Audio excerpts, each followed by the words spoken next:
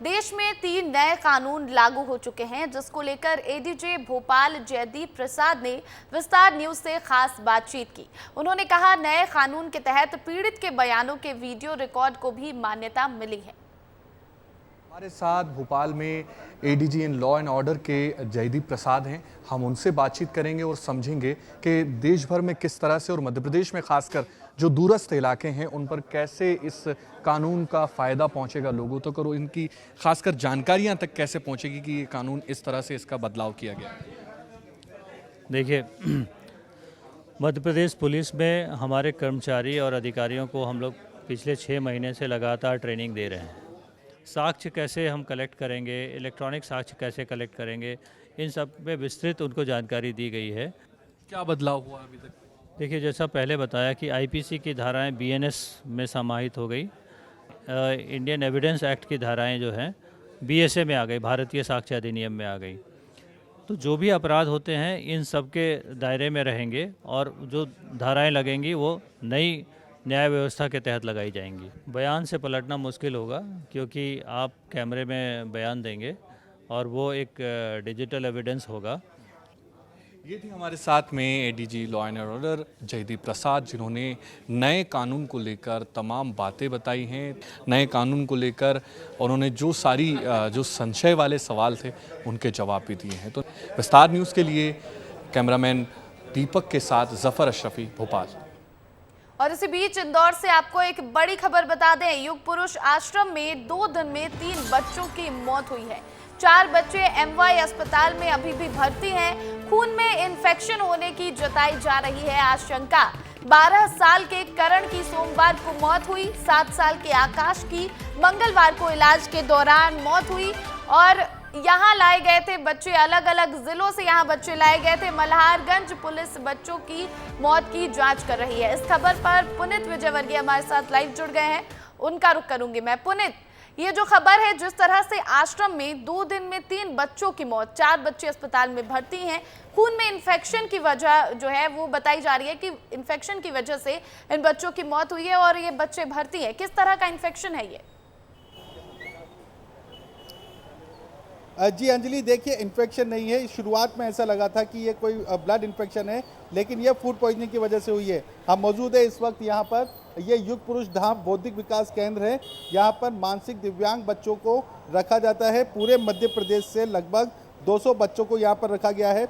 इसका संचालन महिला और बाल विकास विभाग द्वारा किया जाता है, यानी कि सरकारी ग्रांट इसे मिलती है, लेकिन यह निजी है। अब हम बताएं, यहाँ पर लगभग 200 से अधिक बच्चे भर्ती हैं जिनकी फूड पॉइजनिंग हुई थी।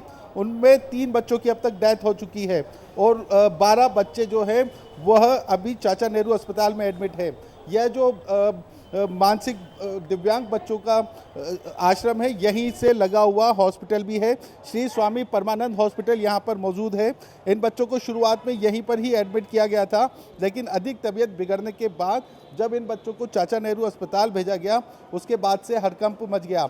इस वक्त की बात करें तो ये देखिए, आश्रम का गेट हमें नज़र आ रहा है। यहाँ पर इस गेट के अंदर एसडीएम, स्वास्थ्य विभाग के अधिकारी, पुलिस अधिकारी, तमाम लोग मौजूद हैं जो कि मैस और अन्य हर जगह की जांच कर रहे हैं। शुरुआत में जब कलेक्टर से बात हुई थी तो उन्होंने एक बच्चे की ही मौत की पुष्टि की थी, लेकिन जब हम यहाँ पहुँचे तो पूरी जानकारी सामने आ चुकी है कि 3 बच्चों की डेथ हुई है, जिसमें 7 साल, 8 साल और 11 साल के बच्चे शामिल हैं। 12 बच्चे अभी भी एडमिट हैं, जिसमें से 2 बच्चों की हालत नाजुक बनी हुई है। तो निश्चित तौर पर एक बड़ी लापरवाही अंजलि इसे कहा जाएगा, क्योंकि फूड पॉइजनिंग हुई है बच्चों को, यानी कि फूड का ध्यान नहीं रखा गया कि बच्चों को खाने में क्या दिया जा रहा है। मानसिक दिव्यांग ये बच्चे हैं जो ज़्यादा अच्छे से कुछ बता नहीं सकते, लेकिन उसके बावजूद यह पूरा वाकया हुआ है। देखिए, पुलिस बाहर निकलती हुई नजर आ रही है, एसडीएम भी बाहर आ रहे हैं, हम उनसे बात कर लेंगे। सर क्या जांच में अब तक मिला है? सर लाइव है आप स्टार न्यूज़ पर। जांच अभी जारी है, इन्वेस्टिगेशन हम बता रहे हैं। सर मैच की जांच की आपने? नहीं, अभी हो रही है। कोई चीज़ जांच रिजल्ट लैब से आती, मैं भी आपको बता रहा हूँ कोई चीज़, है ना। सर 3 बच्चों की डेथ हो गई है। नहीं, अभी देख रहे हैं, अभी उसी चीज़ में अभी चल रहे हैं, पूरे इन्वेस्टिगेशन चल रहा है। तो देखिए, अभी तक कुछ भी बचाने से बच रहे हैं अधिकारी, लेकिन 3 बच्चों की डेथ हो चुकी है अंजलि, बहुत बड़ा मामला है। 3 बच्चों की मौत होना, वो भी ऐसे बच्चे जो मानसिक दिव्यांग है, जो अनाथ है, जिनका कोई नहीं है। यहाँ निश्चित तौर पर बड़ी लापरवाही तो इसी कहा ही जाएगा, क्योंकि फूड पॉइजनिंग जो है वो एक लापरवाही की वजह से ही होती है। लापरवाही उन जिम्मेदार लोगों की होती है जिनकी यह जिम्मेदारी है कि बच्चों को क्या खिलाया पिलाया जा रहा है, उनके स्वास्थ्य का किस कदर ध्यान रखा जाए।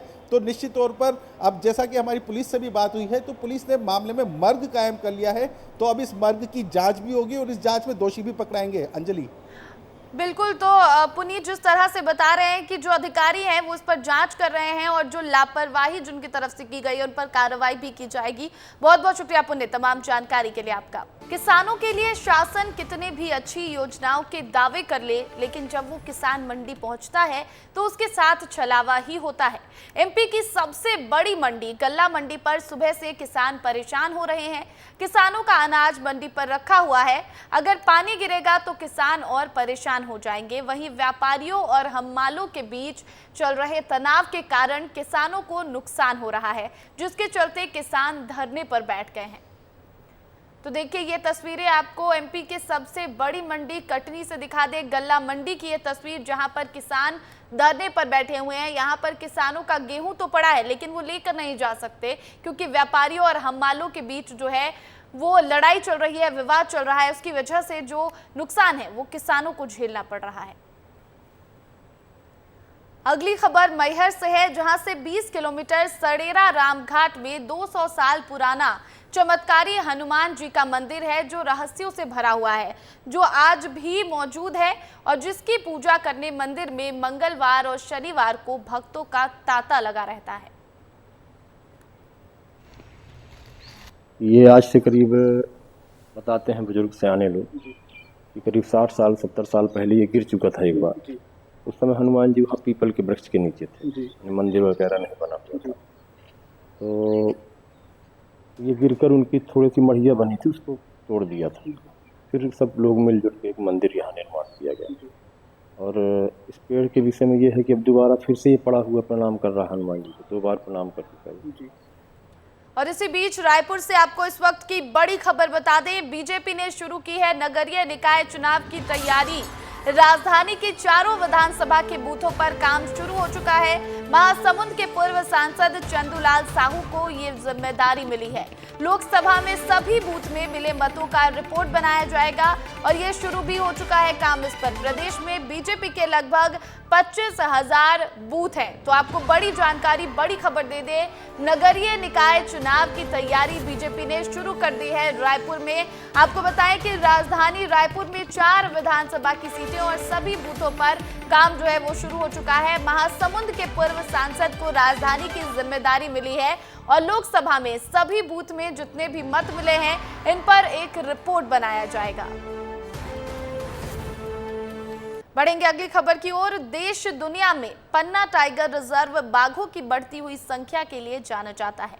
पन्ना टाइगर रिजर्व में आने वाले पर्यटकों को आसानी से बाघों के दीदार हो जाते हैं और यही कारण है कि देश के साथ साथ पन्ना टाइगर रिजर्व में विदेशी पर्यटकों की संख्या में भी इजाफा देखा जा रहा है।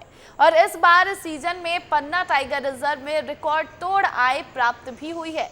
लेकिन अभी पर्यटकों के लिए एक बुरी खबर है। टाइगर रिजर्व पर्यटकों के लिए 1 जुलाई से 30 सितंबर तक बंद रहेगा, जिससे टाइगर सफारी का मजा टूरिस्ट जो है वो नहीं ले पाएंगे।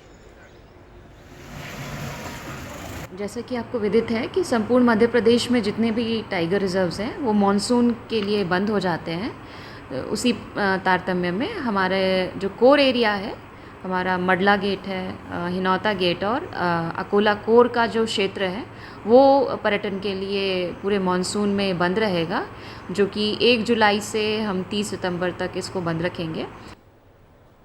अगली खबर का रुख करेंगे। भारत के 3 नए आपराधिक कानून, भारतीय न्याय संहिता, भारतीय नागरिक सुरक्षा संहिता और भारतीय साक्ष्य अधिनियम लागू हो गए हैं। इस बदलाव को सरलता से करने के लिए सरकार ने विभिन्न केंद्रीय मंत्रालयों और पुलिस प्रमुखों के साथ बैठकें की हैं और रीवा संभाग के आईजी महेंद्र सिकरवार ने नए कानून की शुरुआत करते हुए विस्तार न्यूज से खास बातचीत भी की। सुनिए रीवा संभाग के आईजी महेंद्र सिकरवार ने क्या कुछ कहा। भारतीय नागरिक कानून में आज से बदलाव हो रहा है और विंध्य में इसकी शुरुआत हो गई है।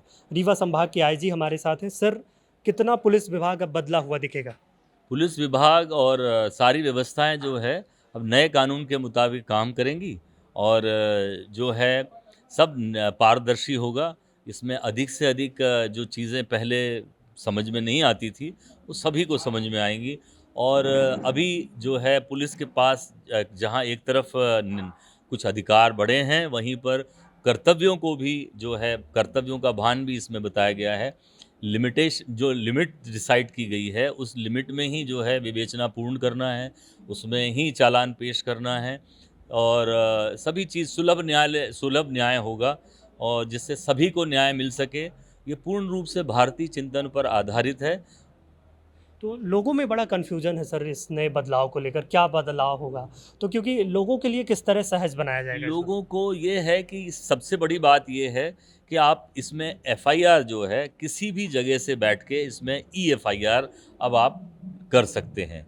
तो इसके लिए अब आपको थाने आने की कभी ज़रूरत नहीं है, लेकिन 3 दिन तक उनको वेट करना पड़ेगा और जाके थाने में अपनी उपस्थिति बताना पड़ेगी, तब वो जाके एफआईआर होगी। तो ये हो गया।